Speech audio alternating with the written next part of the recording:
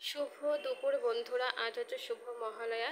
যে যেখানে আছো সবাই ভালো থেকো, সুস্থ থাকো। তো আজকে আমাদের দুপুরে কি কি রান্না হয়েছে তো তোমাদের কাছে শেয়ার করছি।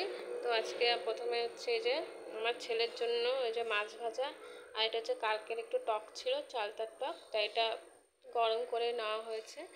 এরপরে হচ্ছে ভাত, এরকম ভাত। তারপর হচ্ছে পুঁই শাকের চচ্চড়ি, মানে মাছের মাথা দিয়ে তেল দিয়ে রান্না করেছে আর কি। তো এরকমভাবে রাখা হয়েছে। আর এটা হচ্ছে মাছের ঝোল, আচ্ছা হচ্ছে মাছের ঝোল হয়েছে, আলু টমেটো দিয়ে মাছ রান্না হয়েছে। এই দেখো মাছ রান্না হয়েছে। আর এটাও মাছ রয়েছে, এটা হচ্ছে আমার দাদার জন্য তুলে রাখা হয়েছে আর কি। তো এই হচ্ছে আজকের মেনু।